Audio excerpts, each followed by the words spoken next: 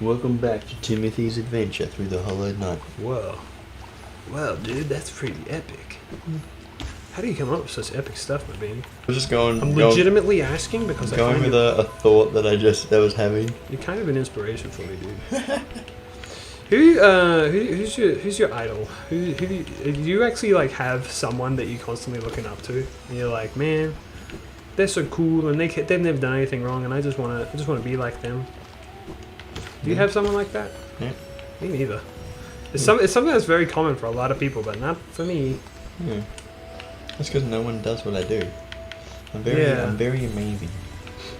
I also, I struggle from envy a lot, so I just avoid. I avoid people. I avoid possibilities. No one does the variety of things that I do. No one's cool enough to do the shit that you do. Exactly. That's basically what you're saying. Yeah. Okay, so basically what happens is, when you come through, before you fight the Mantis Lords, all the Mantises hate you. You see that guy up there next to that lever? Mm-hmm. If I came here before I defeated the Mantis Lords, he would hit that lever and it'd shut a door here, but now I can come through. He's like, oh yeah. Yeah, he's like, he's praying, what do you call it? Bowing. Bowing, thank you. And He's not praying. we can get some pretty sick items in here, including one of my favorite charms in the game right here. Yeah. The mop. The M-O-P. Oh my god, right. Yeah. Basically, it's like the long nail, except way better. There's also some money out here, but this is really cool. What's break open? Oh, that's not money. This is a harness seal. Okay, well. I thought there was a money chest up here somewhere. Oh, there is, right in here. Break that, seal all that money. Oh, God. So fucking tasty. Wait, why am I going down this way? Oh, you know what? We could find Nosk. We could do that. Yeah, let's go fight the hardest boss in the game, alright? Yeah. He was super hard for me my first time. I died to him 1 billion times. You want to know a fun fact about him? He used to be a joke. Yep. He used to be a shitty boss that everyone laughed at. And so then they buffed him. And now I find him to be really difficult. So thanks, guys. There's another boss like that as well later on in a place called the Queen's Gardens who used to be a joke. And then everyone was like, ha ha ha, you're so weak and dumb and stupid. And then Team Cherry were like, alright, well, we're going to buff him crazy. And we're going to give new players like Eisner Tomato a hard time. So, and then all of the good players who have played the game for 1 million years already were like, he's still easy. And then all the people who are new to the game like, I can't do this, man, what the fuck? Like me. I was thinking about Silksong as well. I was wondering, like, should we play it on the show? Yeah. I'm thinking yes, but yes with a little like what do you call it? Asterisk, right? Yeah. I think that I should play the game twice. Okay? Now hear me out. So you have to like this, complete the game and then we'll do a series. Maybe not complete the game, because I figure, we might want to do it as it comes out, when the game comes out. But you're a little bit further ahead than the yeah, series. so I'm not completely blind and dumb and stupid and deaf, like I usually am. Yeah. Try and bring a little bit of class to it, so like, yeah. Because I've told you this before, I'm not a huge fan of blind playthroughs anymore. Like, I don't mind seeing people's initial reaction, that's pretty cool, but seeing people stumble around and be blind and not know what's going on, I just find it more frustrating than anything. Yeah. So I'm a little less inclined to want to do that. Have you seen the Super Wog TV show on ABC? Super Wog? No, I don't watch TV. Oh, it's on ABC. You can watch it on ABC iView. Do you know who Super Wog is? No. He's like there's like two like sort of like cultural funny YouTubers, My Chonny and Super Wog. My Chonny is like he's the Asian guy, and Super Wog is the We don't need that. Greek guy We don't need that. or whatever he is. Super Wog's been linked up with the ABC for like the last 4 years or something, Right. and he's got his own TV show at the ABC. Super Wog TV show.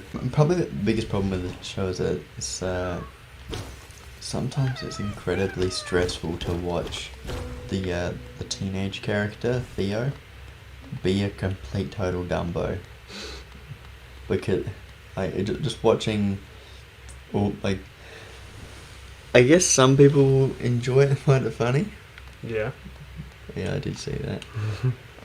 But Where's he gone? Where's he going? I don't know. I guess some people will find it funny watching a guy be embarrassing and awful with girls. Right. But I do not. It's very stressful to watch him just like stuff it up and lie and stuff like that. Right, yeah. And just like try to carry out with a lie. Oh, dude, I hate cringe humor. Honestly, Yeah. I can't do it. Also, actually, speaking of cringe humor, Hmm. a show I did watch recently. I watched the whole thing. I watched it with someone else, and they were like, because it's it's good, but it is very cringy at times. It's Yeah. Schitt's Creek. Have you ever watched that? No, you told me about it though. Yeah, it's cringy. Okay. I don't know. It's like, it's good. It is really good. It's very well written. But there's just some times where people, they just say the wrong thing. And you're like, why would you say that? And then they're just in this awkward situation that they talk themselves into. And you're just like, oh, come on, man. Why? Yeah. I don't know. I like the show. I do. I respect. And I would recommend it to people, but it's just not quite my cup of tea, honestly. Yeah. Also, there are doors closing behind me. I can't leave. Help. Oh. I'm following that little man that looks just like me. Oh dear. Oh dear. Ooh. Oh god. Possessed. No, it's not a real man. This is Nosk, Ah. and he's annoying, and I don't like him. Bye bye. So there's lots of dead ewes around the place. Dude, you don't even know the half of it. Mm. Oh fuck. So he likes killing your particular kind. He kills anything that comes near him. Yeah. Really, he lures things in. Actually, I don't know what Nosk's gender is. A lot of creatures in this game do have a gender. I'll tell you one thing. My character's gender is he doesn't have one. Oh. So I don't know why I said he doesn't have one. Yeah. But yeah. Very, very strong masculine. I am known Yeah. as. I'll tell you. I can tell you some of the lore if you want. Yeah. Some of the stuff we've yet to kind of have revealed to us, but we did fight another. Another one of guy that looks like us called the Lost Kin. No, that's not it. It's called Broken Vessel. Lost Kin is his alternate version, which we will probably fight in this playthrough. Fuck me, God, I'm so bad at this to get the boss. true story, do we? Kinda. We need to get a certain number of essence, and he gives you a lot. So we don't need to fight him, but I probably will. If that makes sense. To see how much essence you have. Yeah, I need to get 1,800 total. Okay. I've actually got quite a lot so far. I didn't realize how many optional fights we've done to get them. This is one of those bosses I know all the strategies for. I know how to kill him.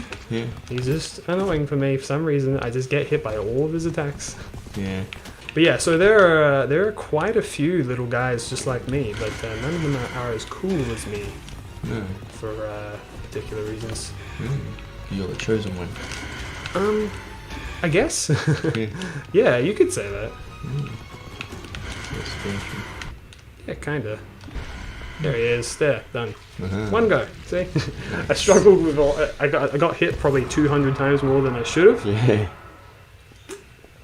It's because a lot of people still consider this boss to be easy, but whatever. Anyway, this is really cool because he gives me a really good item, which is the pale ore, which helps me upgrade my sword. My sword is currently at the second most powerful upgrade, and so if I get 3 of those, I'll the get master into sword. Yeah. So we'll be doing all that because I like having a fully powered sword before beating the game. I don't know. I'm just used to it. I'm privileged, okay?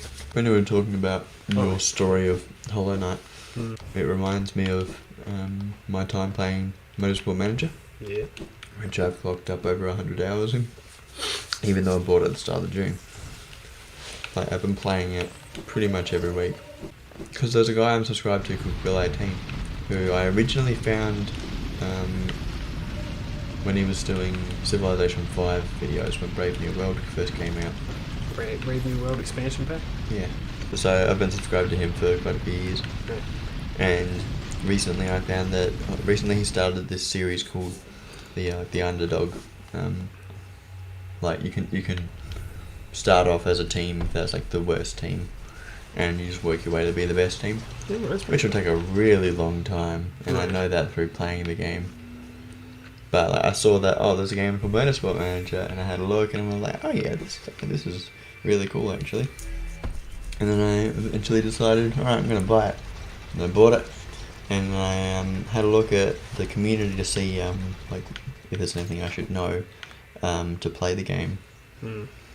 And then went, alright, let's go with tutorial turned on.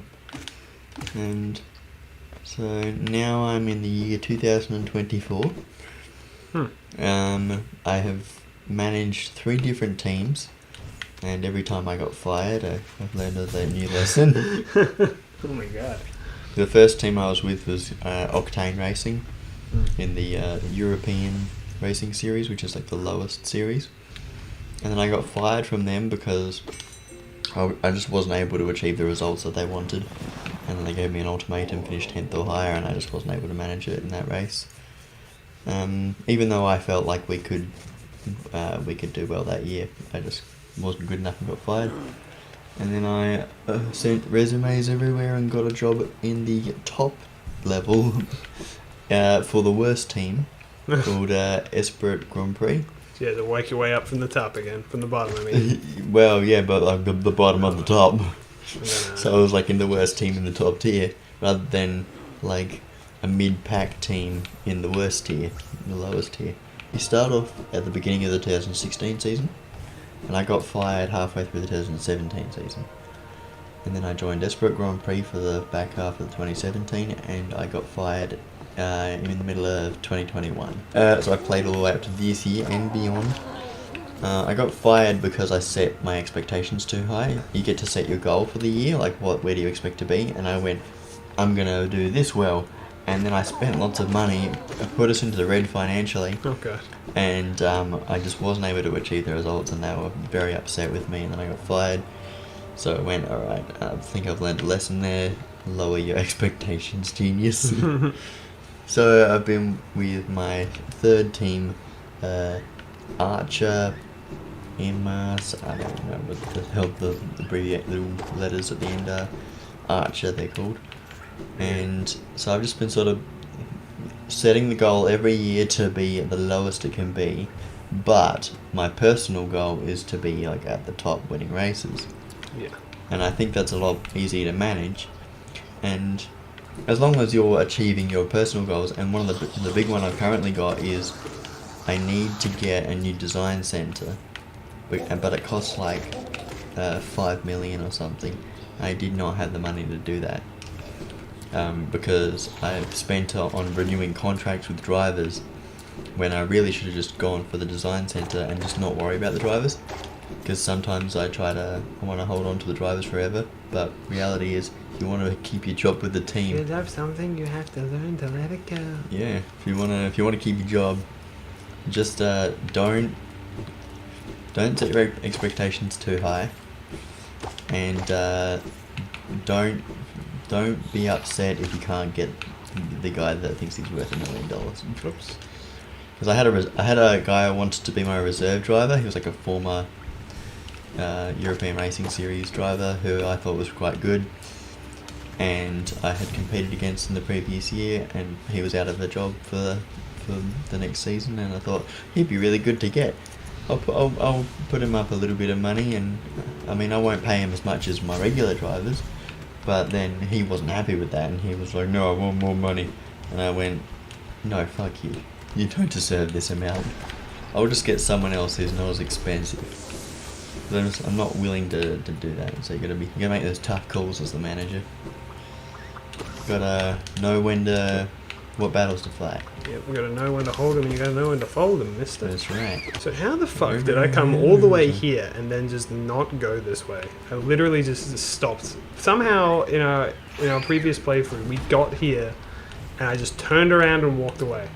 I don't know why. There's a vital item here, and I just didn't continue down the path and get it. I'm not gonna look through all 50 fucking episodes to find out what happened, but I'm very curious as to why I just up and turned around. Because I was so close to getting an extremely important item, Yeah. Oh, god damn it. Yeah, Motorsport, man, just been a fun game for me to play. I'm glad. I get very passionate during the races as well. I'm like the chill manager, usually. You're kind of like the cool, like, dad guy, and everyone kind of looks up to you. Yeah. Yeah. I get you. I'm like a cool uncle. Like the drivers are like panicking during the race. They're like, "My tires are shot." I'm like, "Yeah, sorry, mate. I was planning on putting you in this lap anyway." Or there's something like, "Should we be pitting under the safety car?" And I'm like, "Why?" He's moved here. I should be I can now swim in goo, no less. Look, this is Yzma. She's one of the 5 knights. Oh, good, there's no time. Oh. Yeah, that story's really sad. Oh. Orgrim is the dung defender. Oh. There were these 5 knights of Holiness, Yeah. and they were the 5 knights of the king, and they're all scattered around. Only 2 of them are alive. Oh. 2 of them are confirmed dead. One of them of the 2 we just saw. Yeah. 2 are alive currently, and one of them is MIA, but presumed dead. Oh. So yeah, Wow. I like that kind of story. it's pretty cool, dude. Like he walked in at the back end of a story. You That's really what it did. feels like. Actually, there's you can go into the Dung Defender's mind and fight like an alternate boss and kind of see his memories and stuff of him in his glory days. It's pretty he's fucking badass, dude.